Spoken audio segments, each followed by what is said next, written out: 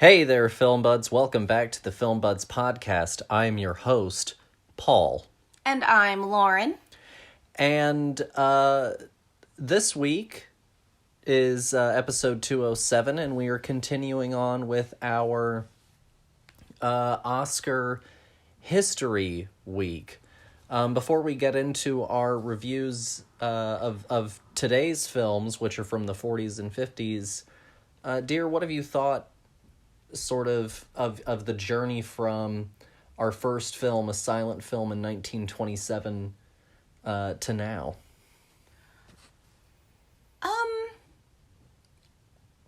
I don't know. I guess I feel like movies had to mean a little bit more earlier on because there were so few of them, because, this is a new medium. The things that really get to be put as the best of the best probably have very little to go against, and therefore, the things that are remembered from those time periods have to be, this is the time period, as an exclamation. Whereas I feel like we're now getting into the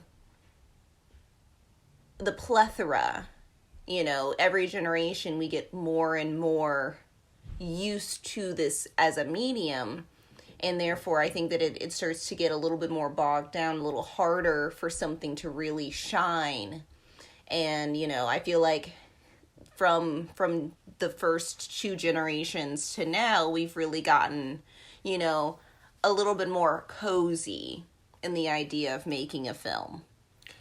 I get where you mean. So for those who don't know, we've been doing historic Best Picture winners this month. This is only our second episode, so our first episode was the 20s and the 30s. And now we're in the 40s and the 50s.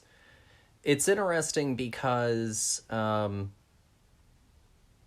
seen a few more. I think I've seen a few more silent films than you. Probably not terribly many more, but probably like a handful more. I mean, I'm sure you studied film, so I'm sure you've seen more silent films than I have.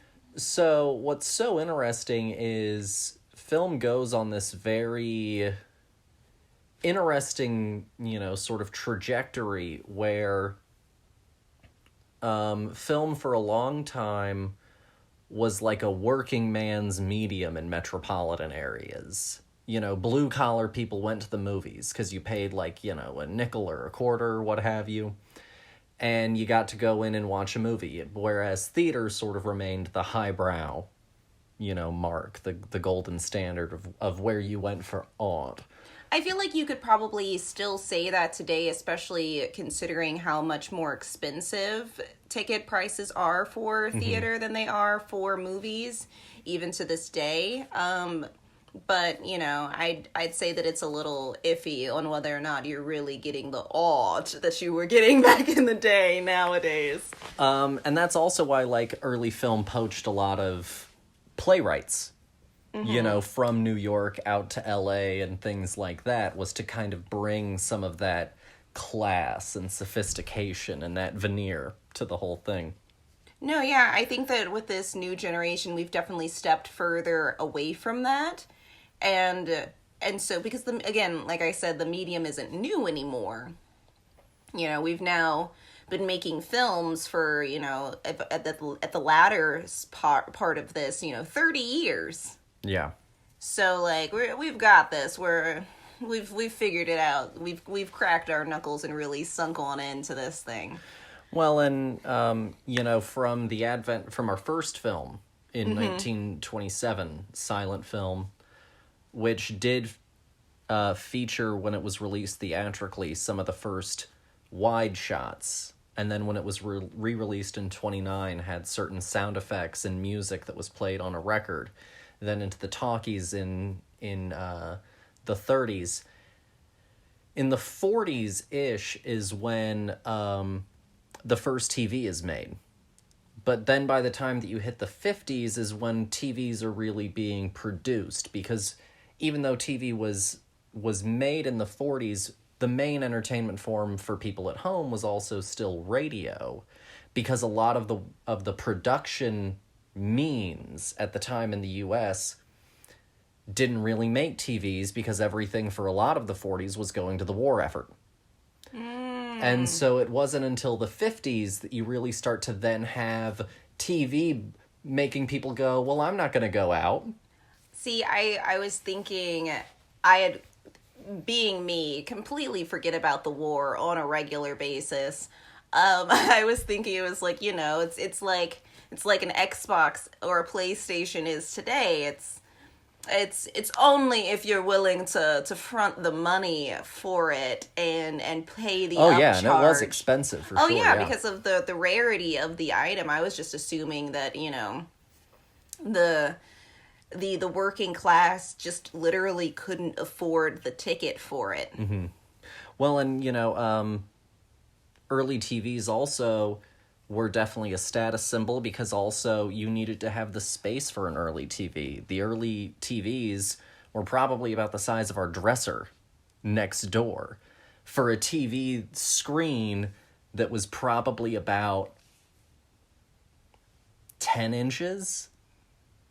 Wow. It was an enormous beast of a thing. And some rich motherfucker was like, yes. Look at this. Come see it. Come see my honking piece of crap. Mm-hmm. Come and squint at this grainy image. So luxury. But no, that's kind of, and you can also start to see as we move forward, from the 50s onward, this is also when they start to include some of the epics, and that's when they also start to experiment with other things that can only be done in movies to try and draw attention away from TV, which they saw as direct competition to them. Well, yeah, because also TV is free. Mm-hmm. Even back then. I buy the TV, I put the antenna on it, and I can stay home. Yeah, I have my few channels that I get to choose from, and that's it. I get to watch the things that come on TV, It's not until later that we get into, color TV, but, just having a TV in general was, even up until, the 60s was, a huge thing. Yeah, and, once we start to hit the 50s, we're also now hitting I Love Lucy, which was such a big deal that literally a department store changed its hours on Monday nights because of how empty the store was. That was a smart business move. There's a presidential inauguration that had fewer viewers than Lucy's episode. I don't doubt that. I'm sorry. How many times have you personally gone, oh gosh, the president is speaking on this channel that I want to watch, and just turn the channel? Well, it was his inauguration, his swearing in, which especially back in the day was much more of an ordeal. No, I'm sure, but that's because they had less options. Once they had something more interesting, the evidence shows they said, I don't care. But so, to enlighten our listeners, now that they've heard us prattle about the 40s and 50s for a while. Prattle indeed. So, last week we did Wings and You Can't Take It With You, which also was the beginning of the Frank Capra and James Stewart relationship. Today we're doing, actually, by accident, a double feature of the films of Elia Kazan.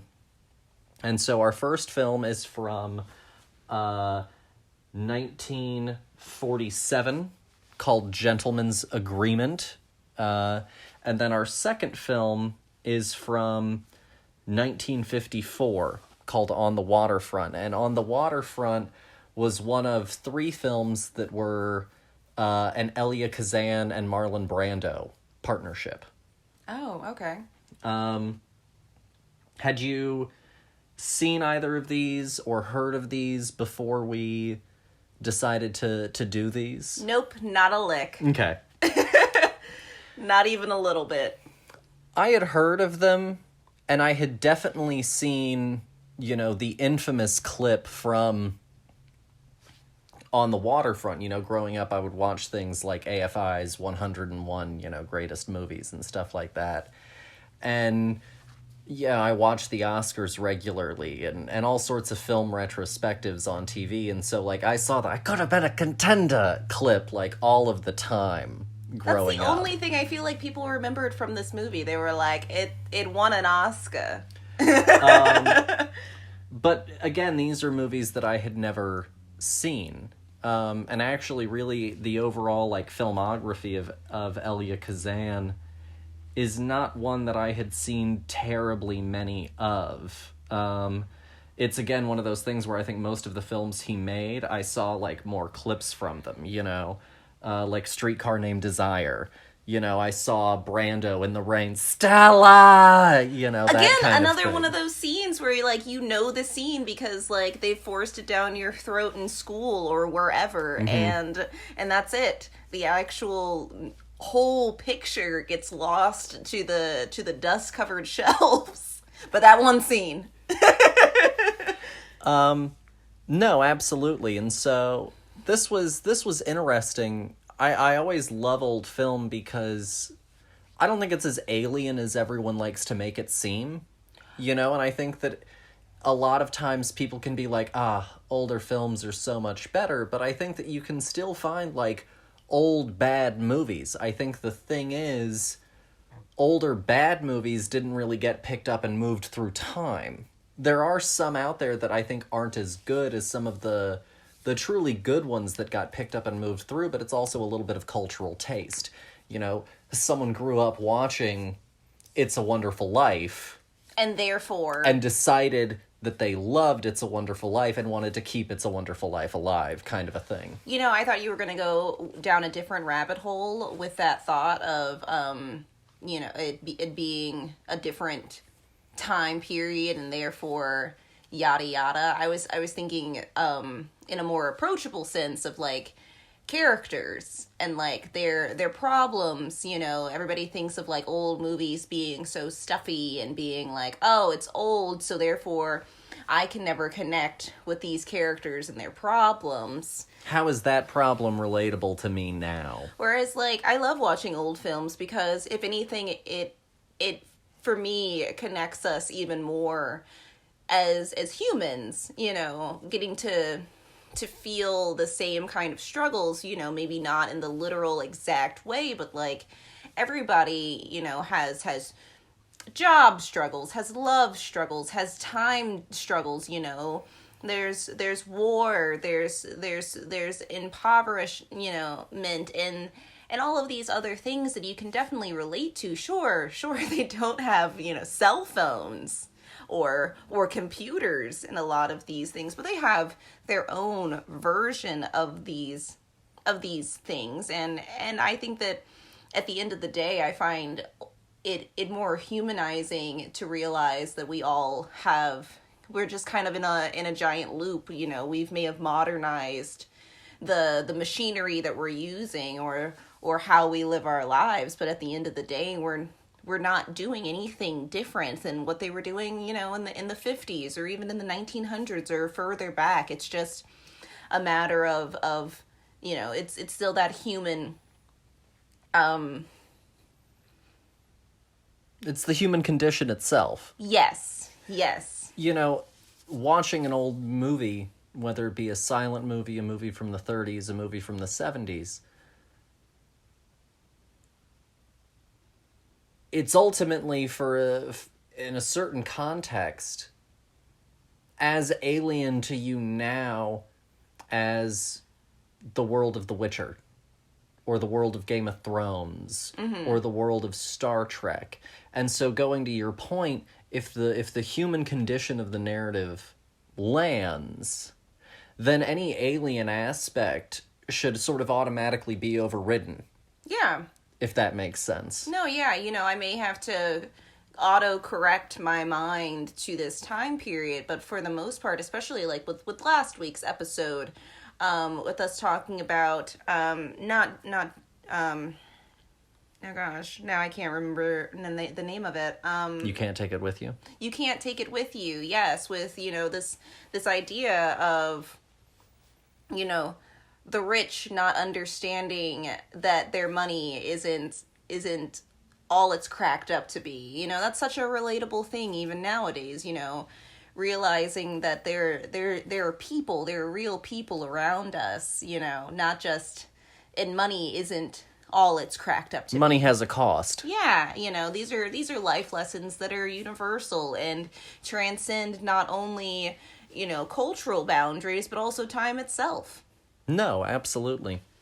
So speaking on social issues, this is a great segue. So Elia Kazan, we're doing 2 Elia Kazan movies, and he has said that he was, in a general sense, interested in telling social stories. Mm-hmm. And so he wanted, his films to always have some sort of socio-political, relevant to people kind of undertone. Okay, that makes sense. For a little bit of background on Elia before we get into these films, Elia Kazan was born in formerly the Ottoman Empire, now Turkey.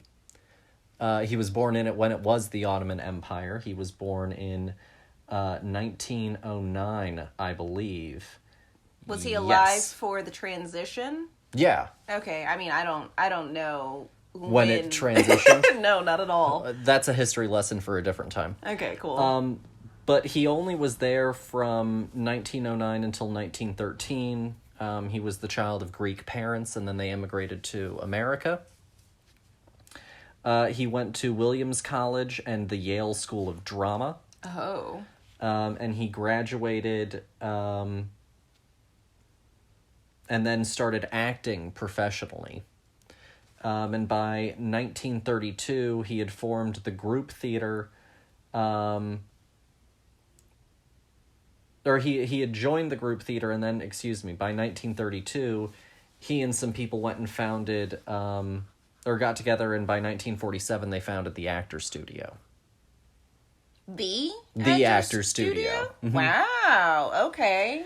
And so it was then at the Actors Studio that he and Robert Lewis and Cheryl Crawford worked with their dear friend and director Lee Strasberg, and they brought method acting to the New York acting scene through the Actor Studio. Fascinating. So he was an actor, he was a director, he was a producer, he was a screenwriter, he had been on the stage before. He even acted briefly in some films. And then he started to go and move into movie making. His first film was actually a documentary short. Then he did A Tree Grows in Brooklyn in 1945. And then his arguably, big one after that was Gentleman's Agreement. Then he went on, directed more films. He started working with Marlon Brando with A Streetcar Named Desire. And they made another movie called Viva Zapata. And then they made On the Waterfront. He's also the one that brought us James Dean in East of Eden. That was James Dean's first movie. And he worked, very regularly, very healthfully as a director until 1976. Tying into, however, he is known by many as an incredible director. But he is also not without controversy. Tying back into, if you watched our I Love Lucy episode, or our Being the Ricardos episode from a few weeks ago, that movie deals with HUAC and the Red Scare and some of the Hollywood blacklisting going on. Last week we talked about the social commentary plays and that sort of thing. Well, growing up, he spent a few years, Elia did, in the Communist Party as an active member of the American Communist Party. Also amongst those were some of his other theatrical friends and actors and playwrights, including a playwright who came out to LA as well, named Clifford Odets. And in 1952, Elia Kazan ended up going before HUAC for his affiliation. For those who maybe don't know, essentially HUAC, and I talk about it again in the Being the Ricardos episode, HUAC was an organization that started in the 30s, 40s, but really grew to prominence under a senator named Joseph McCarthy, who was a morally repugnant man that tried to inflict his own puritanical will on others, and he started to weaponize his position as a senator against everyone. Communists, people from the LGBTQ plus community, people of color, immigrants, artists, journalists. And anyone that questioned him, you came under scrutiny. And it ended up resulting in a lot of people ended up getting blacklisted, meaning that they were unable to work again. And if you weren't blacklisted, you still ended up going under scrutiny and having to go and prove that you bled the red, white, and blue, and that you loved America and that you were not a communist.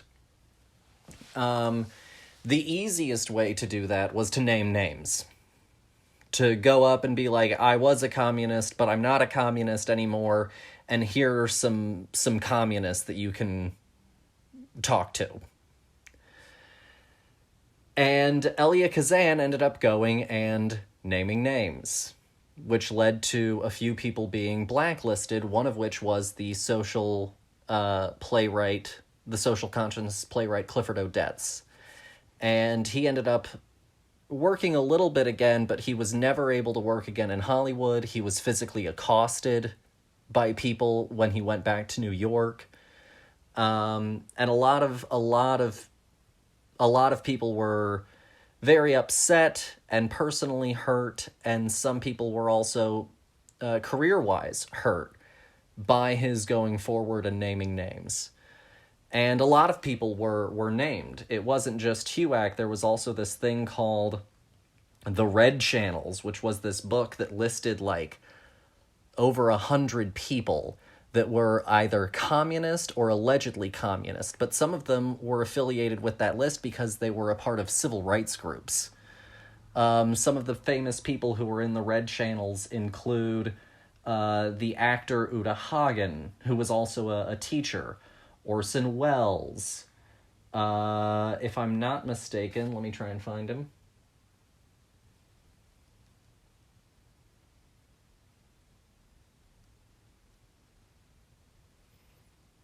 Okay, I can't find him right now. But the point is, it's a huge list of people. It is. It's a thick list. I'm looking at it right now. And he did name some names, and it ruffled quite a few feathers and caused people some consternation and some pain. He was still able to work professionally. He still went on to win Oscars. And then in the 90s, he ended up getting like a Lifetime Achievement Recognition Award at the Oscars, which led to about 250 protesters outside of that year's Academy Awards, with about 50 counter-protesters. It was such an ordeal that Kazan did not walk the red carpet, also because he was very old and feeble at the time. He was in his late 80s. And when he went up to get his award, there were several people of high profile at the time who did not stand and clap. Including Ed Harris, Nick Nolte, and several others. Good. So, he lived quite this complicated life. Apparently, he lost several friends due to it, like the playwright Arthur Miller. One of the only people that stuck with him during this time supposedly was Tennessee Williams, who he said was a very good friend during a very hard time. And it's so weird to hear names that I've like studied of like straight up dead people. Yeah. You know, being like, oh, my good pal. And so that's a little bit of an overview of Elia Kazan. I don't know what to make of what he did. I'm not overly fond of it, but also I've never been in that kind of hot seat. I mean, he had to make a tough choice, basically lose your entire career or give some names. But it was a witch hunt. It's always a witch hunt. You know, we've done it 1,000 times and we'll continue to do it. We're doing it right now, you know. Witch hunts are all around. Name some names and maybe you'll be looked on a little bit more fondly for it. And so, like, he made a tough choice. And at the end of the day, I think that the legacy of Elia is still going to stand beside the fact that, like, he caused damage as well. Yeah. It's not a clean legacy. No, because a clean legacy would have been like, I'm going to take my shame and I'm going to wear it and I'm not going to name anybody. The thing is he got to work, whereas others didn't. Yeah. They didn't get that same opportunity. Well, and he ended up winning like 2 Academy Awards afterwards. So even though I understand wanting to give him a Lifetime Achievement Award, also at the same time, he had been recognized and won multiple times. And so I could also see people... One of his awards was 54, 2 years after he named names. So I also understand why people were like, don't give him a Lifetime Achievement Award. He's already got his gold on the shelf. No. Kind of a thing. Exactly. You know... He gets to walk away scot-free, whereas like others didn't get that opportunity. And if they did, they chose the choice of not going further down the rabbit hole, you know.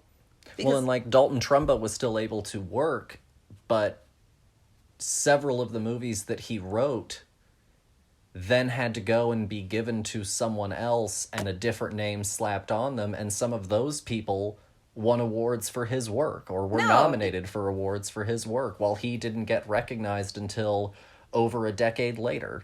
Yeah, and like so many people have had to, you know, at that point in time had to go through so many different hoops in order to be seen favorably again, you know, if they got that opportunity. And so I understand people's frustration with him and the choices that he's made, because at the end of the day, it damaged more careers than it saved. No, absolutely. If you want a movie of what it's kind of like to be in the hot seat, and I mentioned this on the Being the Ricardos episode as well. One, there's a movie called Trumbo, starring Bryan Cranston, where he plays Dalton Trumbo. And there is also a Robert De Niro movie where he plays a fictional writer called Guilty by Suspicion. That is also worth watching. It's a great title. It's a good movie. It's a perfect title. I can't comment on the movie. I've obviously never seen it.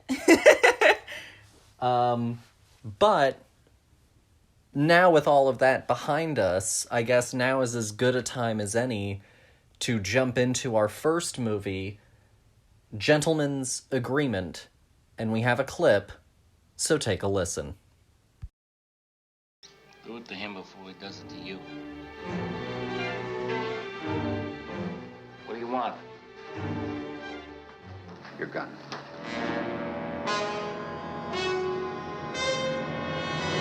We got the fattest piers and the fattest harbor in the world. Everything moves in and out, we take our cut.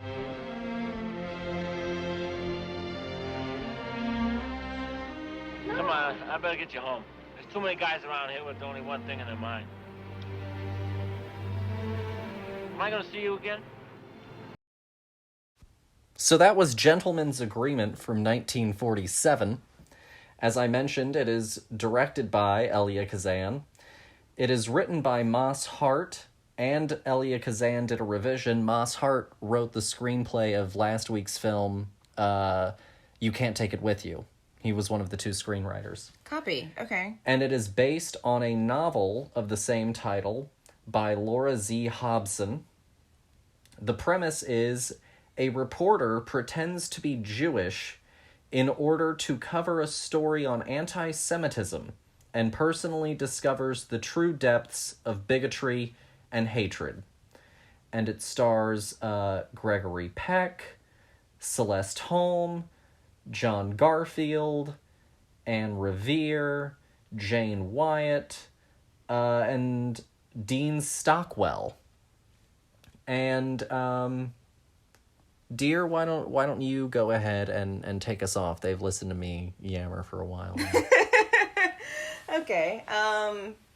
Gentleman's Agreement. I think that the name is so misleading. I understand kind of, what it's winking at, for the times, because it's the 40s. But this, if I was just looking at a poster for this, I would have literally no idea what I was walking into. And maybe that's the point, because this movie is like right in the middle of World War II. Just after World War II. Just it's 47, after, so it's 2 years later. Oh, okay. Just after World War II. But yeah, no. How do I feel about this movie? I feel like this movie was really soft when it came to talking about anti-Semitism.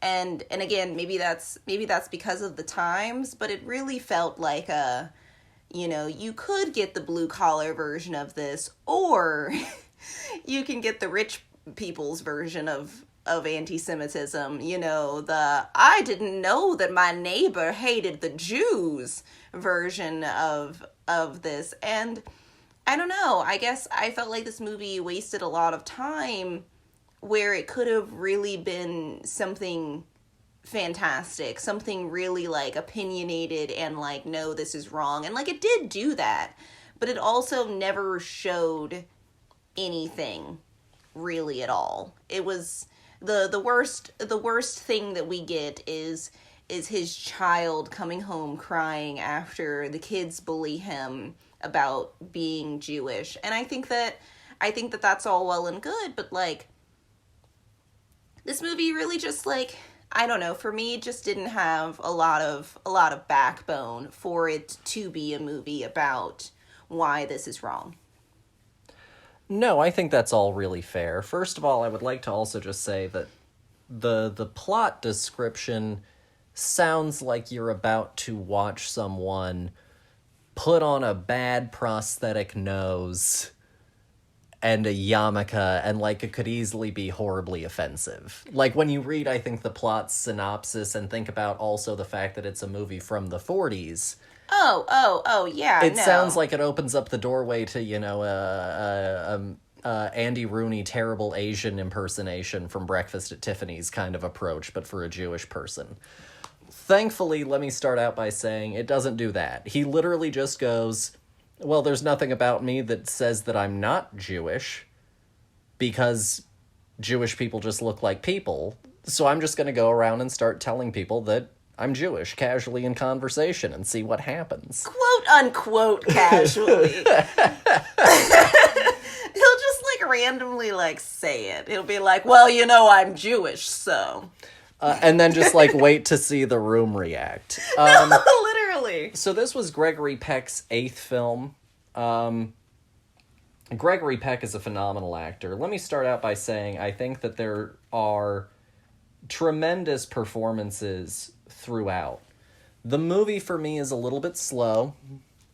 The first time that it really got interesting was when he discovers that his secretary is Jewish, in this incredible interaction that they have regarding the fact that she changed her name to get the job that she has now.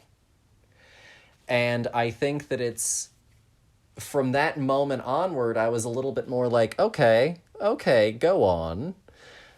And some of his interactions with his secretary, where she has this kind of internalized, sort of prejudice against Jewish people, is fascinating.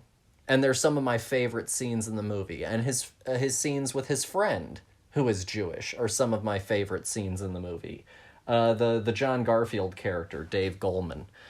And I really think that, like, this movie has scenes that absolutely sing, but I think to your point, it deals primarily with this, like, upper crust, high society anti-Semitism. And, the whole gentleman's agreement line is this, like, throwaway line in the third act of the movie. And where it's in the middle of a like, monologue that someone is throwing out, that they say, oh, it's a gentleman's agreement. And so I think that, to your point, no, it does end up feeling a little bit reserved in how it chooses to handle this subject, especially since we are only 2 years removed from World War II. And, like, you know, you mentioned earlier that Elia liked to have a lot of commentary on issues. And he's commenting all day and night on it, but, like, at the end of the day, he's also very moderate about the entire thing. You know, it's wrong, but... And I feel like that's, like, the thesis statement for this movie is, like, I think that our lead is like, nope, this is wrong, you know, any version of this is wrong, and I'm totally here for that. And then he goes about wasting a lot of the movie and a lot of time on this love interest with this woman who's like, no, I get that it's wrong, but not in my neighborhood. No, I think that, to your point, and I was just thinking about it before you mentioned it, I think it is a real odd choice that I almost feel, and maybe I'm misreading it, I feel like they try to make Jane and her plight sympathetic. The entire time, and it's so frustrating. It feels like you're supposed to feel for her being this woman who doesn't want to confront these things, who's uncomfortable, and like you're supposed to be with Gregory Peck's Philip on this crusade, where he's supposed to feel ultimately morally right, and she's on a certain level his main antagonist. And again, maybe this is me misreading things, but for me it feels like narratively she's meant to be an antagonist figure, but it also feels like the movie wants to like pat her on the back and be like, it's okay, you just have to change. And maybe that's a good thing, maybe that's a bad thing, but ultimately for me, I don't think that her growth felt natural enough that by the end point when he goes back to her after she's learned her lesson, that feels earned. No, I think that, honestly, I think that he should have chosen the other woman at the end, because she was awesome and fantastic and wonderful and all of the good things to describe a person as. She was just honestly like the best female character in the entire movie. And the woman that he wastes a lot of his time with, his love interest of the movie, is constantly being like, oh, well, but, you know, it's just easier to not be. It's her answer for, like, the entire argument, you know. Oh, why? Why on earth would you want to pretend to be Jewish? Why would you want to do that? It's so much harder to be Jewish, but I also will refuse openly to admit that their treatment is wrong. I'll just accept that I'm not Jewish, and that be my gift from God, and to move on with my life thusly.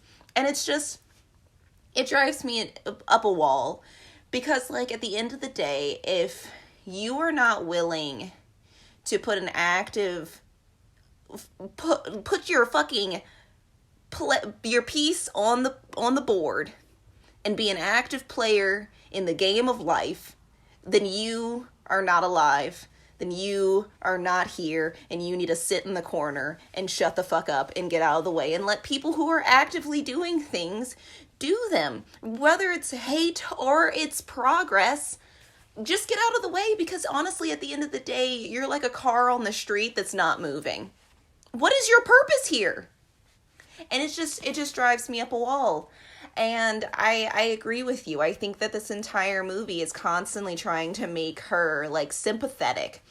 And I think that is because of the fact that of the times that this movie came out in. The fact that it is just after the war, and I'm sure a lot of people were on the fence about this issue and were like, oh gosh, you know, thank goodness I am Christian, and had a lot of these same viewpoints and were very moderate about the whole thing and unwilling make any active change in the system, because why rock the boat?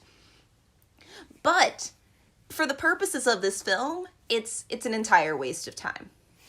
No, and I also just agree. I just disagree with the fact that she is actively against him the whole time, and she gets to have her happy ending. If she learned her lesson, but also understood that it was too late, and that, you know, she as a person was never going to be a fighter, and that Philip was always going to be a fighter, regardless of that cause, and they were just never going to really drift that way. She now has learned her lesson, but she also understands that she can't be as forward charging as he is. I think that would have gelled and worked better for me. But the fact that we get this nice little and tie a bow on it ending. No, and honestly, like, for me as a viewer, I think that the tie the bow end would be for him to go to the woman was like, I think that if, you know, I think that the new mother of your child, you know, as a widower, I think that the partner that you want next after that loss is somebody who you can work with, who is a partner for you, and not just somebody who basically cleans up for you, you know, somebody that you can talk to who has the same kind of opinions as you do. And it just throws me absolutely that, you know, this woman who has perfectly been so on his side about this your Jewish lifestyle choice that he made for the purposes of, you know, unmasking, you know, anti-Semitism in every form of it. It just seems bonkers to me that he was like, but the woman who might on Tuesdays hate the Jews is the woman that I think I'm still gonna give her another chance. Like, why? No, and I think it also doesn't help for me. This is, I guess, more of a performance note or a casting note. I don't think it really helps for me either that Jane Wyatt, who plays Jane, is fine, whereas Celeste Holm, who plays Anne, the optional other woman, has chemistry. Oh, she's perfect. Not she's even just funny. with him, but with the camera, with the audience. She is a great character. Oh, she is an interesting character, where Jane is just, thank goodness she's pretty, or else like throw her away, you know, kind of character. Like, she was just there to be pretty. Well, and it also doesn't make a lot of sense that she's the one who potentially put forth this story idea for him to go and explore anti-Semitism in America when she also harbors these feelings. And maybe that's supposed to be a little bit about some of the cognitive dissonance of the average person. Yeah, but she understands that it's wrong, but also she's not going to put complicit in it. Yeah, she's not going to put the effort into changing it to make it better. Absolutely. And so I think that they never sell me on why I should feel sympathetic for her. And Anne is just so compelling of a character. She's funny, she's spunky, she's modern for the times. Like, she is just a great character. And very fashionable.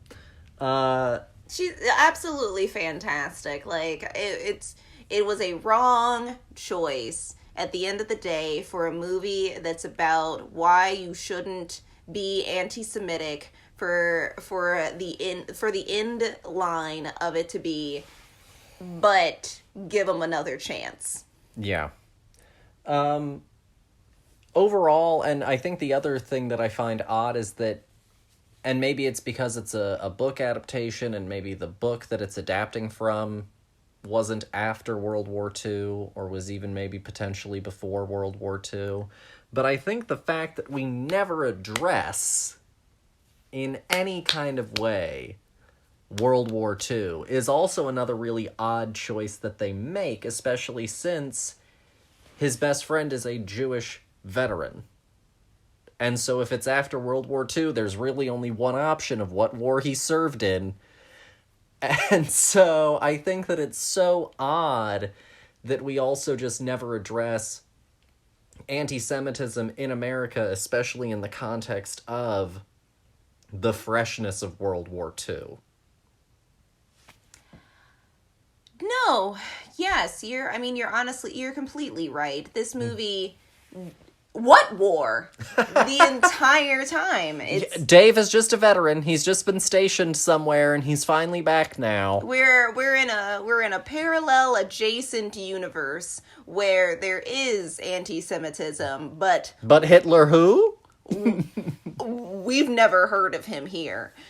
No, I thought that was insanely odd that they were just like, never one time, not even a blip of all of this movie, all almost 2 hours of this movie. And they were like, we don't have the time to talk about the war.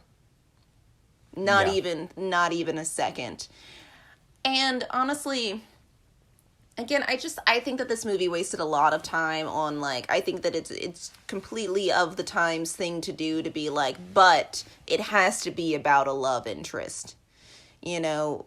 And I think that was the crux of this movie for me. It really held it back, was the fact that they were like, but we have to throw some love in this movie, because what is your wife going to take out of this movie? Like, it was just a waste of time. It could have just been about this man writing this article. And honestly, like, for the most part, he didn't write a damn thing until the very end. And I found that very, very peculiar, to be this movie all about, like, this journalist, and not one time did we see him with, like, a pen and paper or anything. And then out of nowhere, they were like, he has this article written and it's spectacular. And I was like, but when did he do that? We watched his entire life for the past, like, 6 weeks or whatever of him pretending to be Jewish. And he was just keeping it all in his brain, you say? Because he even has a secretary, the secretary that you mentioned earlier. Not one time does he have her write a thing. So would you like to hear some of the acting nominees before we give our scores, or after? The acting nominees? Or some of the Academy nominees that were up against this movie. This was the Best Picture winner. Would you like to hear some of our nominees now, or after we give it a score? I mean, I'm sure that it probably will not change my opinion of it, because also, like, I don't know what other movies came out in 1947. So it won Best Picture. It also won Best Director for Elia Kazan. For Best Picture, it was nominated against The Bishop's Wife, Crossfire, Great Expectations, which is an adaptation of a novel, and Miracle on 34th Street. Ha! I'm sorry. I think that Miracle on 34th Street got gypped. So, and like I said, it won Best Director. Alongside him in the nominees were Henry Koster, Edward Dmytryk, Greg Cooker, and David Lean. Our Best Actor nominees, Gregory... Do you mean George? Oh, yes, excuse me, George. Amongst our Best Actor nominees were Ronald Colman, who won, John Garfield, Gregory Peck for Gentleman's Agreement, William Powell, and Michael Redgrave.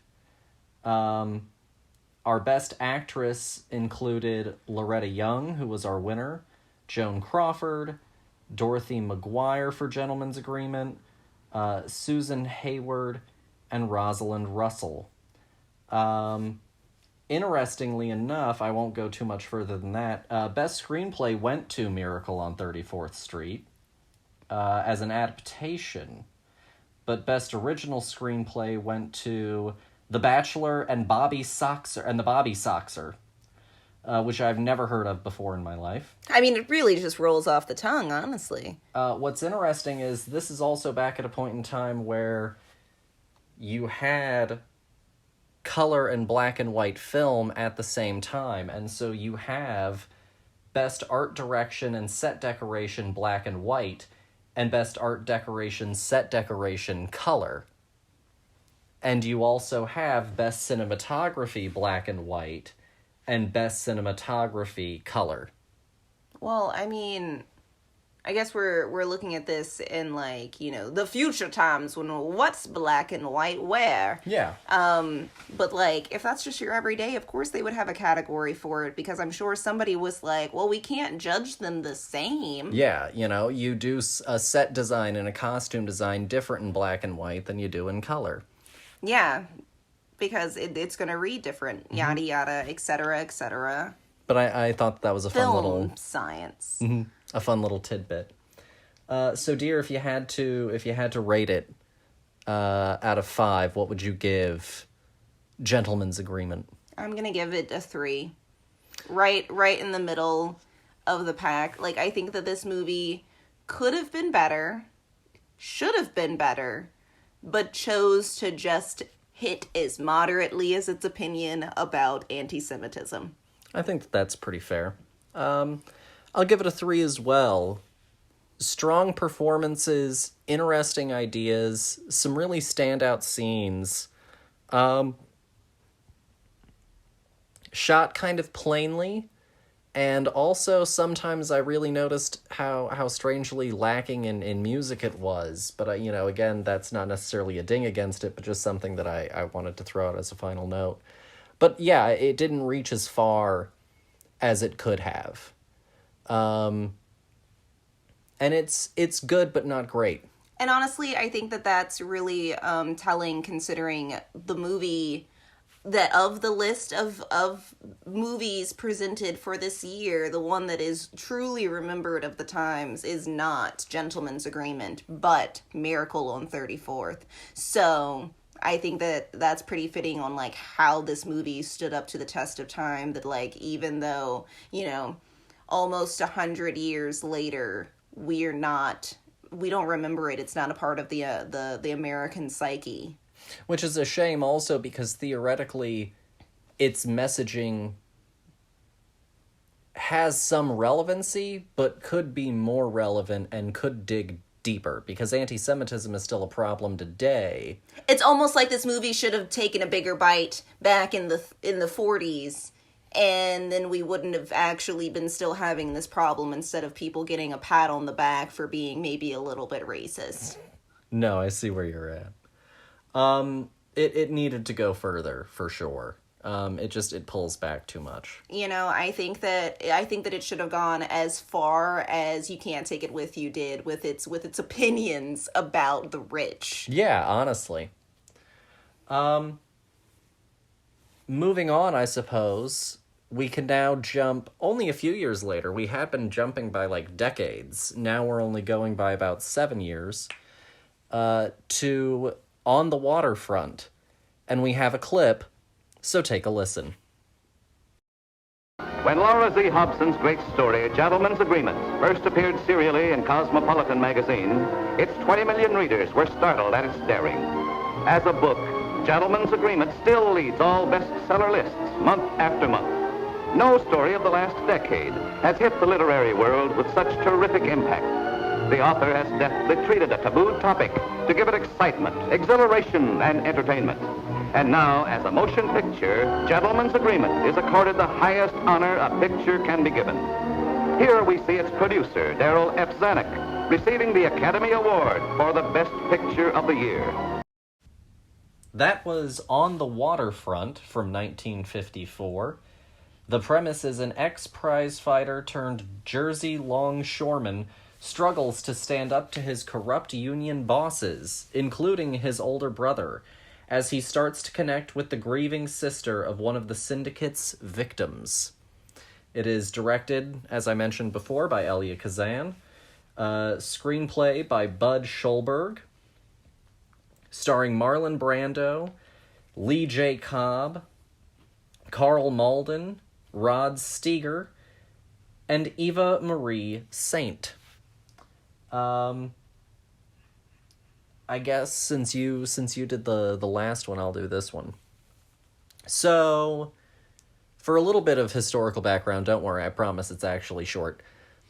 Once upon a time, unions ended up being infiltrated and corrupted by the mob.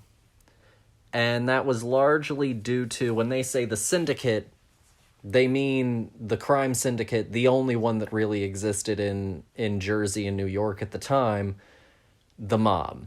The mafia, the Italian mafia, and others took cues from it as well, but did it to a lesser degree, saw that by controlling the unions, controlling the workers, they could, one, control policy and politics, and they could also control, how they were shipping and receiving their product, and how they got it out amongst the community, and they could control who worked and who didn't, and so they could use it for power and power gains. And it ended up becoming somewhat of a corrupt organization, and that's partially, it's very complicated, but that's a little part of why unions, for some people, have this kind of bad historical reputation, is because once upon a time they were used in a corrupt fashion. Like I said, I'd seen the clip of this movie a lot of time where Marlon Brando talks about being on a one-way ticket to Palookaville, and beyond that, it was, I didn't really know much about it. I knew that Carl Malden was in it, but that was really it. This movie, I think, it's faster on the take of delivering sort of what it's about, what's going to happen, who our characters are, than Gentleman's Agreement was. And on a certain level, it's a little bit more gritty and sunken into what it's trying to talk about. Gentleman's Agreement was talking about anti-Semitism, but it kept it, upper class and higher. We never really saw this kind of what the common man felt around the Jewish people or about anti-Semitism or anything like that. It was a bunch of rich people, whereas with this, we are directly dealing with working class, blue-collar people, directly affected by this corruption of the powerful onto them, and how it can sometimes end violently, and the way that it can just sort of, in a common way, tear apart a family and tear apart a community. And I think that that's a real strength of the movie.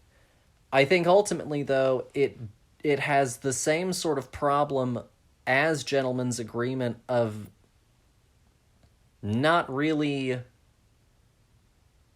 sticking the landing on what it wants to be about, and what message it and how strongly it conveys that message at the end. And I also think it does a really bad job of linking some of our most important relationships that should be driving the story forward together, to where even though a scene is acted well, the emotionality of the moment isn't present. Dear, what do you think? Gosh, I wish I could mentally remember this movie. And we just literally watched it yesterday, like 24 hours ago, and I can tell you bits and pieces of this movie, but this movie is so just, it's like one of those ransom notes in movies where it's like a bunch of cutout letters from different magazines and things thrown onto a piece of paper to make a message. That's your mental picture of the movie? Yes, it's a mess. Yeah, like a little cutout of Brando's head. Yes, yes, yes. And it's and the blonde chick that wasn't related to anybody, but this movie kept trying to tell me that she was from the neighborhood, and I was like, no, she's not. This movie was, at the end of the day, was about the mob, and that's like what the movie was. You know, they try to make it, you know, they try to glitz it up by being like, oh, this, that, and the other, the syndicate. But at the end of the day, it was the literal, hey, oh, forget about it kind of movie of you know, the common man over here getting pushed around. And I just kind of lost mental interest in this movie almost immediately. Because if any movie has a hard time selling me, it's gonna be a mob movie. Because I just have no cultural connection to it. Just 0% of me wants to watch a group of men yell about how unfortunate their lives are, but also they're in charge. And I don't know, I guess for me, Marlon Brando is one of those names that is a name in my head. There's no face connected to it whatsoever. It's one of those people that people talk about, you know, oh, Marlon Brando, fancy name, but no connective tissue whatsoever.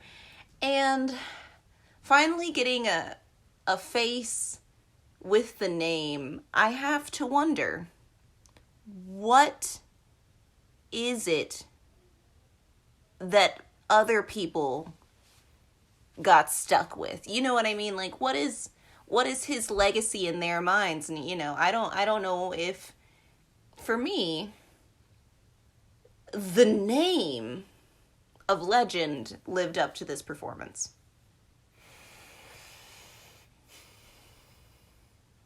No, I mean that's quite the mouthful. I'm so sorry. No, I think I see completely where you're at, right? Like if we were to just go and look at like this performance,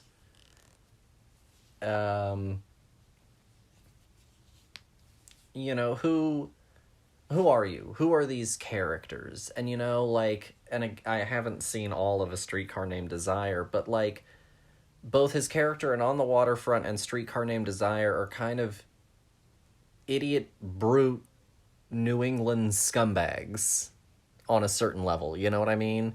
Because like one of them is out here like philandering on his wife, and this guy is this former prize fighter who took a fall for his brother.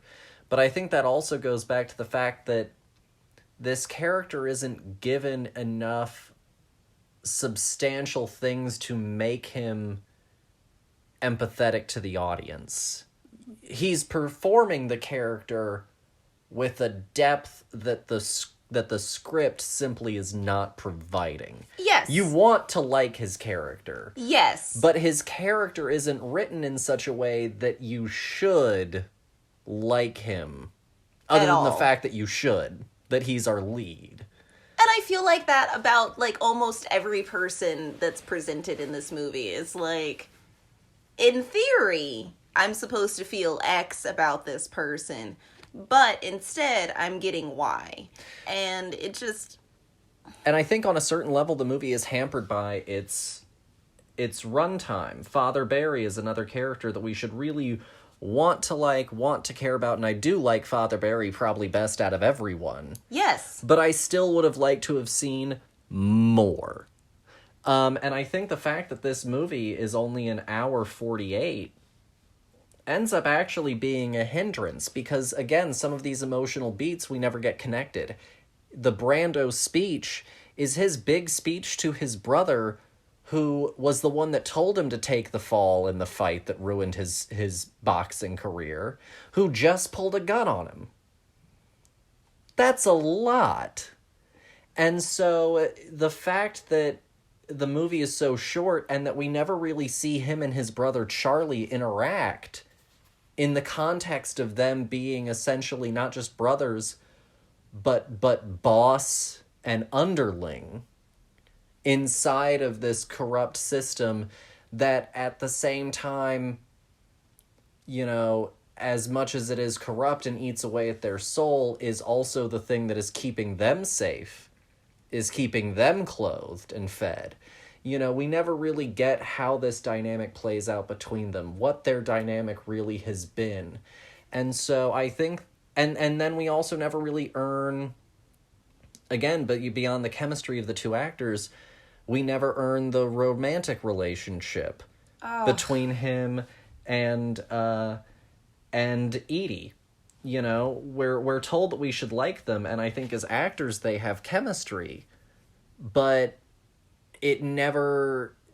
Why is this woman who is educated, who is trying to be a school teacher, see anything good in him in any way? You know, and so I think that it never sells me on so many of the key emotional through lines.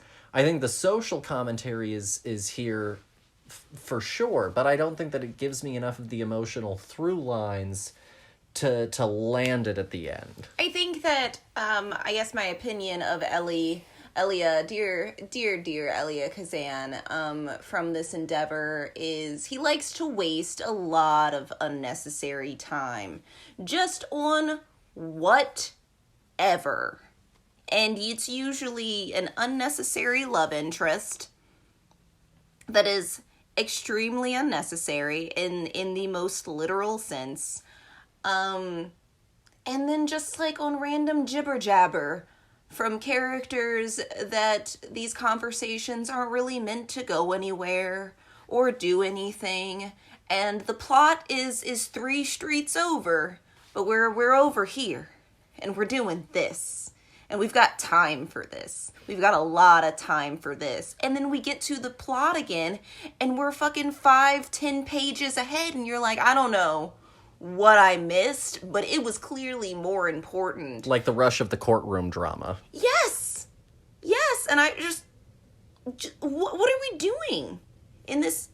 And I think that that's why I eventually just, like, mentally checked out of this movie. Because, like, at the end of the day, it just had a lot of nice, pretty pictures. It was like going to a museum.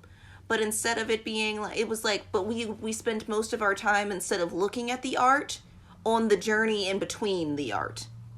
And it just didn't stick for me. And that, I think, is why, honestly, at the end of the day, the only thing that lives from this movie is that one scene from Marlon Brando.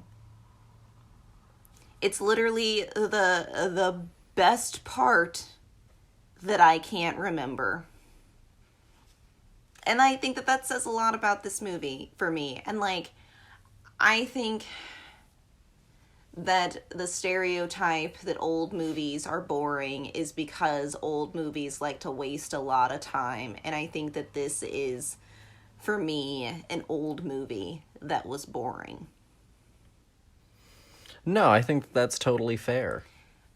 And, again, I have nothing to connect with a mob movie. And, like, I really wanted to feel for these, like, workers and their plight, but we didn't get to watch any of that. Instead, we got to watch a whole lot of this woman who doesn't at all fit in the neighborhood whatsoever, 0%, try and pretend to me that she was born and raised in this neighborhood and is trying to uncover the mystery of who murdered her brother in a mob-infested neighborhood, whom, again, she doesn't understand. Because this small woman, probably smaller than I am, to be honest, and with way less street smarts, is like, but I'm gonna figure out who murdered my brother, and everyone knows it's the mob, and I think I'll be fine on my journey of figuring out said plot point. And that's where we put a lot of our time, instead of actually going to the pier on the waterfront and doing any of that. No, I think that that's all completely fair. So, On the Waterfront was nominated in, or it came out in 1954. It's a part of the 27th Academy Awards, hosted by Bob Hope. Alongside it, it won Best Picture. Alongside of it are The Caine Mutiny, The Country Girl, Seven Bridges for Seven Brothers, and Three Coins in the Fountain. Elia Kazan won Best Director for this as well, beating out George Seaton, William A. Wellman from Wings, the director of Wings. Better movie. Billy Wilder for the original Sabrina. And Alfred Hitchcock for Rear Window. Oh. Our Best Actor went to Marlon Brando for this film. I mean, I understand. I understand that entirely. He was nominated against Humphrey Bogart. Oh, Humphrey Bogart. Bing Crosby. Wow. James Mason. And Dan O'Herlihy, who was the bad guy of Season of the Witch. The old man toy maker in Halloween 3 that was doing the entire sacrifice at Silver Shamrock. No. Yeah! Oh my gosh. That was a good year. Yeah. Our Best Actress included Grace Kelly. Grace Kelly. Who won. Dorothy Dandridge, Judy Garland, Audrey Hepburn for Sabrina, and Jane Wyman. So Judy Garland is here for A Star is Born from 1954. This is the second A Star is Born. So this is the first remake of A Star is Born. The first one came out in 1937, directed by William Wellman. Oh my gosh. So we're 17 years world. later, and we're at our first remake of A Star is Born. Well, just wait, guys. Future talking. It then starts Gaga. Best Supporting Actor included Edmund O'Brien, Lee J. Cobb for On the Waterfront, Carl Malden for On the Waterfront, Rob Steiger for On the Waterfront, and Tom Tully. Best Supporting Actress went to Eva Marie Saint. She was nominated against Nina Falk, Katie Girardo, Jan Sterling, and Claire Trevor. Going back to interesting little tidbits, there was, once upon a time, Best Live Action Short Subject, 1 reel, and Best Live Action Subject, 2 reel. So one short film that only lasted the length of 1 reel, and one short film that was 2 reels long. And as somebody born in the 20th century, how long is a reel? It depends, but usually they're like,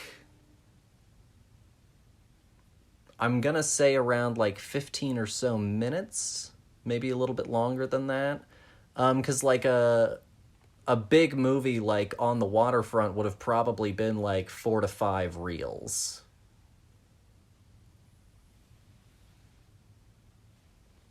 Okay. Fascinating. Cool, because I was like, we're getting into more than one now, but they're still calling it short. Yeah, so like it still probably is under an hour. Okay. So I had a thought while you were reading all of these titles out. And again, I always love to... 11 minutes of sound film and about 15 minutes of silent film. Okay. Copy. I really enjoy the fact that, like, of the movies mentioned for best, that, the one that won, it's not the one that, again, I remember. What's the one that you remember? Seven Bridges for Seven Brothers. Interesting. Yeah, that's the title that really stuck out for me, of like, oh, I've heard of that kind of, light bulb go off in the brain moment. It is not On the Waterfront, which, dear listeners, I legitimately thought was going to be a war movie. No, we talked about that. Also, another little fun fact. We've got Best Music for a Dramatic or Comedy Picture and Best Scoring of a Musical. Hey, look at this. Look at this. How they separated musical and comedy in the future. The time that we live in now said, just put them together. Also, the winner for Best Documentary Feature was The Vanishing Prairie, produced by one Mr. Walt Disney. Wow, that's a really young picture of Walt Disney. It's such a young picture of Walt Disney that it's at that time where he almost looks like Peter Sellers. Yeah, no, honestly, I was like, maybe that's Walt Disney, and you said his name, and I was like, it is Walt Disney, but wow. So, dear, if you had to give On the Waterfront a score out of 5, what would you give On the Waterfront? This movie is fine, I guess. I'll give it a 2. Okay. Because I'm feeling generous, and I don't know why. I'm going to give it a 3. Okay. For me, I think I have enough positives and negatives for it to kind of be like really not much better of a viewing experience than Gentleman's Agreement was. I think that for me. No, I totally get that. I think that personally, after a long day of being at work and being very mentally fried, that this movie just came and it went. And that's how my brain felt about it. You know, it literally was a in one ear and out the other kind of experience for me. And the only things that stuck were the fact that Marlon Brando was in it. And, yeah. No, that's fair. A real quick correction before we go on. Back when we were talking Gentleman's Agreement, I mentioned Jane Wyatt and Jane as his love interest. I was mistaken. I made a little whoopsie. I couldn't remember her name, if I'm being completely frank. His girlfriend was Kathy, played by Dorothy McGuire. So I just wanted to put that little correction out there. Honestly, you know, I'm not blaming you for this whoopsie because I couldn't remember her name either. No, and you know, it's kind of an interchangeable name on a certain level. You know, it's not Jane or Kathy. Like, I don't feel like either of them are particularly like stick in your brain names kind of a thing. No, I remember her face, but also like looking at the faces Of Jane Wyatt, she looked like... Yeah, I mean, looking at those pictures, I really couldn't have told you which of those women, you know. It makes more sense that it was the one that you said because her photo was higher up on the list, but like honestly, moving on. I was going to give y'all a little history lesson on Oscar campaigns, but I think I'm actually going to hold off on that until next week, since I ended up doing the whole Elia Kazan history lesson at the start. But I do want to go ahead and talk about, they came out this week. We're doing Oscar History Month. They came out Tuesday, I believe. The nominations for the 94th Academy Awards. Oh, gosh, I thought you were going to go down a completely different rabbit hole and do the Razzies instead, and... Those came out Monday, and I was going to do those next. Oh, sorry, spoiled it. Mm-hmm. So, the Academy Awards, there was a lot of speculation going into them this year of who was going to get nominated for what. The awards leading up to the Academies have been kind of all over the place. No award show has really made it a clear single-horse winner. You know, sometimes you can tell by what gets nominated what's going to sweep. And I wouldn't say that this is one of those years. It's a little bit more chaotic. So nominated for Best Picture, are Belfast, Coda, Don't Look Up, Drive My Car, Dune, King Richard, Licorice Pizza, Nightmare Alley, The Power of the Dog, and West Side Story. For Best Director, we have Kenneth Branagh for Belfast, Ryosuke Hamaguchi for Drive My Car, Paul Thomas Anderson for Licorice Pizza, Jane Campion for The Power of the Dog, and Steven Spielberg for West Side Story. I will say this. Nominations, I learned this today before I go too much further. The nominations are done by Academy blocks of people. So, like, the Best Director was, before everyone in the Academy voted on who would win, it was only decided by the director's block of the Academy. So, like, these nominees right here are brought to us by the directors. Okay, And then everyone from here votes at large. Okay. I guess I feel better about knowing that after knowing that the people who vote for these things, some of them are idiots. One standout of it, in my opinion, someone asked Kirsten Dunst if she needed to catch up on any of them, and she was like, "No, I'm an Academy member. I've seen them all." See, I feel like you should be required to do your homework and, I don't know, watch the films in question before voting, but that's just me. For Best Actor, we have Javier Bardem for Being the Ricardos, Benedict Cumberbatch, The Power of the Dog, Andrew Garfield, Tick, Tick, Boom, Will Smith, King Richard, Boo. and Denzel Washington, The Tragedy of Macbeth. For Best Actress, we have Jessica Chastain for The Eyes of Tammy Faye, Olivia Colman for The Lost Daughter, Penelope Cruz for Parallel Mothers, Nicole Kidman for Being the Ricardos, and Kristen Stewart for Spencer. Best Supporting Actor, Ciarán Hinds, Belfast, Troy Kotsur, Coda, Jesse Plemons, The Power of the Dog, the one that surprised the shit out of me, J.K. Simmons for Being the Ricardos. They said that we needed to put every person that was in Being the Ricardos in a category. Well, actually, one thing that has been brought up is the fact that the woman that plays Edith is not nominated. Because how dare she not be a famous person? And Cody Smith-McPhee for The Power of the Dog. For Supporting Actress, Jessie Buckley, The Lost Daughter, Ariana DeBose, West Side Story, Judi Dench, Belfast, Kirsten Dunst, The Power of the Dog, and Anjanou Ellis, King Richard.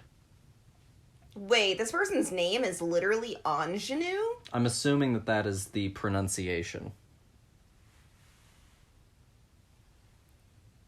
I mean, I wasn't questioning your pronunciation. I was questioning the parents. For Best Original Screenplay, we have Belfast, Don't Look Up, King Richard, Licorice Pizza, and The Worst Person in the World.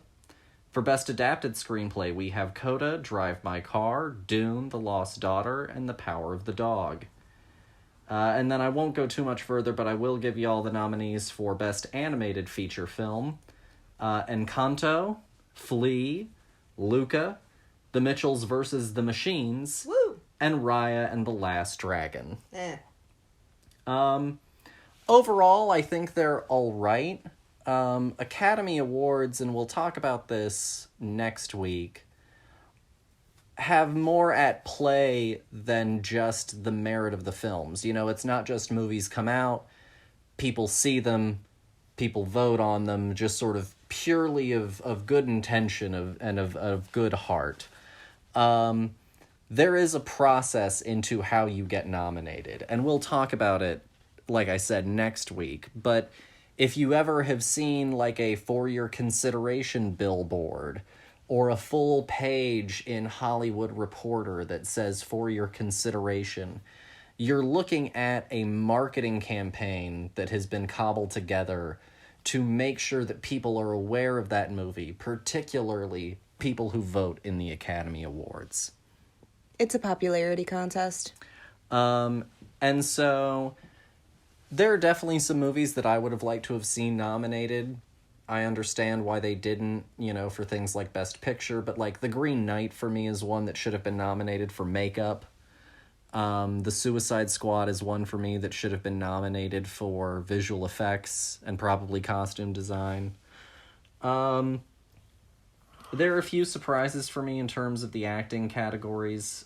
J.K. Simmons is a big one. Honestly, he's probably my biggest one.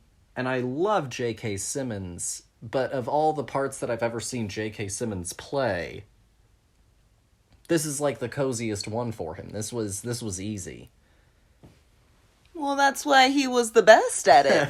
It's because he didn't have to do anything to do it. No, I get where you're at. On top of that, we also, on Monday, had the Razzie Awards come out. Now, if you're unaware, the Razzies are kind of a snarky, not well thought of by the industry. A lot of people consider them mean-spirited group of awards that give out awards for the worst films of the year and the worst performances of the year. No. I think that people saying that they are mean-spirited are neglecting the fact that they are entirely correct. Well, they do have one this year that's dreadfully wrong, but we'll get to that in a second. So for Worst Picture of the Year, the nominees are Diana the Musical from Netflix, Infinite on Paramount Plus, Karen, Space Jam: A New Legacy, and The Woman in the Window. For Worst Director, we have Christopher Ashley for Diana the Musical, Steven Chbosky for Dear Evan Hansen, Coke Daniels for Karen. I'm not sure why they have that in parentheses or quotations, but I'm not going to ask questions. Rennie Harlan for The Misfits, and Joe Wright for The Woman in the Window. For Worst Actor, Scott Eastwood, Ro Hartranft from Diana the Musical, LeBron James, Mark Wahlberg for Infinite, and Ben Platt for Dear Evan Hansen. Woo. From Tony to Razzie. Well, when you literally look like somebody put a digital effect on you, Worst Actress, Amy Adams, The Woman in the Window, Gina DeWall, Diana the Musical, Megan Fox, Midnight in the Switchgrass, Taryn Manning, Karen, and Ruby Rose, Vanquish. Worst Supporting Actor, and here's where we have the wrong one. Nick Cannon, The Misfits, fine. Mel Gibson, Dangerous, sure. Gareth Keegan, Diana the Musical, I'll take your word for it. Jared Leto, House of Gucci, fine. Where we got it wrong was Ben Affleck, The Last Duel. Oh my gosh, no. Ben Affleck in The Last Duel is iconic. I think that they're mistaking his performance for a joke, and it's not. It's perfect. Worst Supporting Actress, Amy Adams, Dear Evan Hansen. She's in both categories. Rough year for Amy. She is. Sophie Cookson, Infinite. Aaron Davey, Diana the Musical. Judy Kay, Diana the Musical. And Taryn Manning, also in both categories. Every last one of them. Random aside, going back to Gareth Keegan from Diana the Musical, he was in the musical as James Hewitt, the muscle-bound horse trainer. That's his character name. What is this, a romance novel? Oh my gosh. I don't know if this person hates Diana the Musical enough, but I think they might hate this movie agree with a passion. Well, one thing that the Razzies always do also is worst screen combo. So like last year, the worst screen combo was like one of the nominees for worst screen combo was like Rudy Giuliani and his hand down his pants. Yeah. If I'm not mistaken, was like one for Borat. Yes, Borat subsequent movie film. For worst screen combo this year, we have LeBron James and any Warner cartoon or Time Warner product he dribbles on. Ugh. We have Jared Leto and either his 17-pound latex face, his geeky clothes, or his ridiculous accent for the House of Gucci. We've got Ben Platt and any other character who acts like Ben Platt singing 24/7 is normal for Dear Evan Hansen. I think that's the funniest one because at the end of the day, it's a musical, so that's kind of what the rules are. We've got Tom and Jerry. I'm so sorry. I think you broke me with that one. And we have any klutzy cast member and any lamely lyricized or choreographed musical number from Diana the Musical. I don't know if you know, but this person hates Diana the Musical. And then oh gosh, the musical I never needed to watch. Every once in a while, they like to give out a little special award or a special category or something like that. And this year's, I think, is particularly funny. The nominees are American Siege, Apex, Cosmic Sin, Deadlock, Fortress, Midnight in the Switchgrass, Out of Death, and Survive the Game. Those are all of the nominees. Would you like to know the category? Sure. Worst performance by Bruce Willis in a 2021 movie. Oh my gosh, I didn't even know that Bruce Willis was in a movie, let alone like 10 of them. All straight to streaming or DVD releases. Oh, every no. last one of them. And all of these studios were like, what if we didn't tell anyone that these movies existed? So they decided to go out of their way and dedicate a whole category to Dear Bruce. Oh, how delightful. Mm-hmm. He should feel lucky. I hope he shows up to take it in person. Not going to. Some people have actually gone and like accepted their Razzie in person. If I'm not mistaken, Halle Berry accepted her Razzie in person for Catwoman. Good. Well, at the end of the day, some people take it in good spirit. I think that, especially since you said for Catwoman, which is the worst comic book movie adaptation that's ever existed in the history of the world. No, I think she knew. No, yeah. But I don't think that Bruce Willis thinks that this is funny. No. But I don't think that he thinks that a lot of things are funny anymore, and therefore that's why he's in that entire category. I think he's lost a lot of his... And word around the campfire is that he's a difficult person to work with, that he is not particularly polite. Yeah, so I do not, I repeat, do not think that he is going to show up to get laughed at the Razzies and accept this award that he so rightly deserves, because at the end of the day, I think he has no sense of humor. Yeah. Or if he had one, he lost it. Yeah, but it was around like the 90s, so like it's unfortunate for him.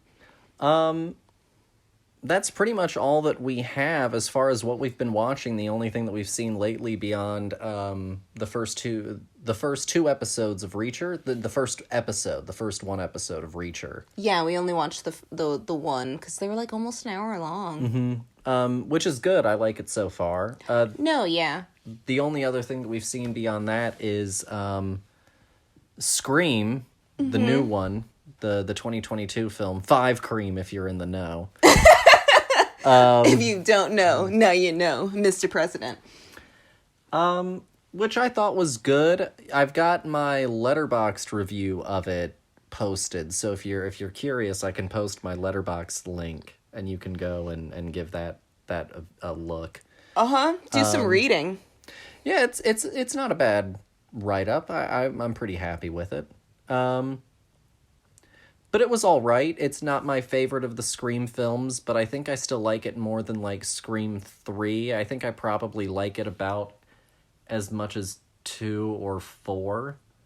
And see, that's hilarious because, like, I definitely put them in order of the way that they came out. And so, like, for me, I think that I probably put it somewhere in the middle of 3 and 4. Okay.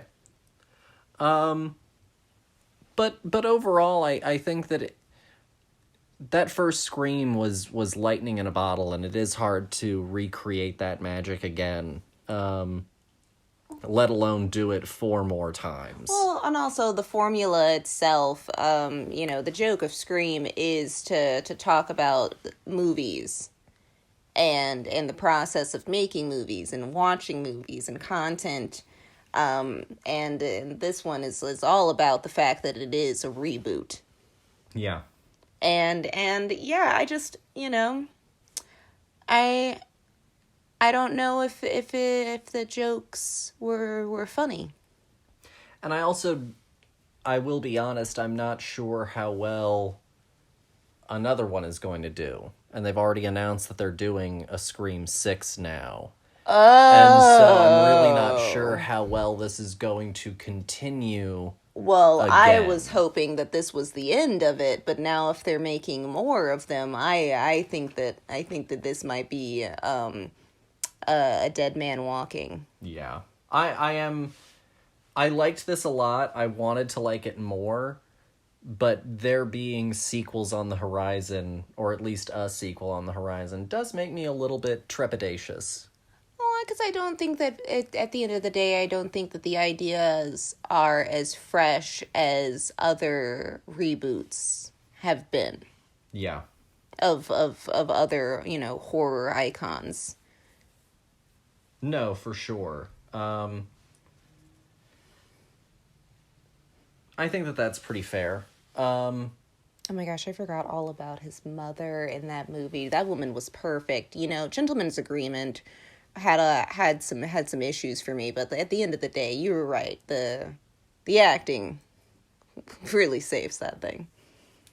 But yeah, so I think that that's just about all that we have for y'all this week. Dear, is there anything else that you would like to say to the listeners before we watched the Jurassic World Dominion trailer. It looks fine. It looks colorful. I don't want to go on too long about it because I don't want to bore y'all, but I have a lot of issues with how we got to this particular movie. Maybe we'll do like a review of World, Fallen Kingdom, and that sort of thing. Actually, I'm not sure that we haven't already. We'll look into it. Maybe we could do like 1 through Fallen Kingdom as like a big bonus episode or something. Oh, that would be fun. At the end of the day, I always have a soft spot in my heart for 3. Oh yeah. And like everyone's favorite TV movie. I'll take 3 over Fallen Kingdom literally any day, all day, twice on Sundays. Like, yeah, I'd say that's fair. I think. And Colin Trevorrow was like, "Oh, I needed both World and Fallen Kingdom to get to Dominion," and I'm like, I can already tell you exactly how I'd have made some. If that was truly what you're saying, if you truly believe that you needed. You didn't need the middle A to get to B to get to C. I can tell you the exact narrative changes that you needed to make to World to make this your second movie, because Fallen Kingdom is a shitty filler movie. You're telling me that the movie that had a doctor, a dinosaur doctor that had never seen dinosaurs before, is a bad movie? Yes. Oh, wow. Well, don't tell the people who made it, because they literally corrected all of that for this one. They said, what character? And just threw him out the window. But they needed the diversity button pushed a few times, so I understand. They were like, gosh, too many white people. We need some color in this. But that's pretty much all that I have for y'all. Dear, do you have anything else that you would like to say to the listeners? Thanks for getting this far, guys. I don't think it's been that bad. I didn't say it was bad. No, yeah, thank you guys, as always, for listening. I mentioned it before. If you haven't already, go on to... If you would like to help the show grow and develop and continue on, it would mean a lot to us if you went and gave the show a review on Apple Podcasts specifically. We're trying to get Rotten Tomatoes certified in March, and so it would mean a lot if you went and gave us a review. We're working on maybe doing some collaborations. We were supposed to have a guest this week, Joseph, but he is busy working on some journalistic projects related to UNCSA and some of the scandal that they're in right now, so he wasn't able to join us. Next week, we're being joined by Zach Laws, who is a walking thesaurus on Academy Awards and Best Picture winners. Which is good, because I am not. And so that should make for a really fun conversation. Yeah, keep listening, keep checking in, suggest the show to people, because we always love to have listeners come and check in. And actually, this is my truly last thought. I got an email from a listener, and they were kind enough to share this link where Cate Blanchett was talking about some of her favorite movies, and one of her favorite movies of all time is Rare Exports. Yeah! Go back, listen to that episode, then find that movie, watch it. It doesn't have to be Christmas, even though it's about Christmas. That movie is perfect, and Cate Blanchett loves it. So if you love movies and you love Cate Blanchett, take that opinion and run with it. Exactly. Watch that movie. But that's pretty much all that we have for you guys. Thanks so much for listening. Have a great week, and we'll see y'all next week. Bye.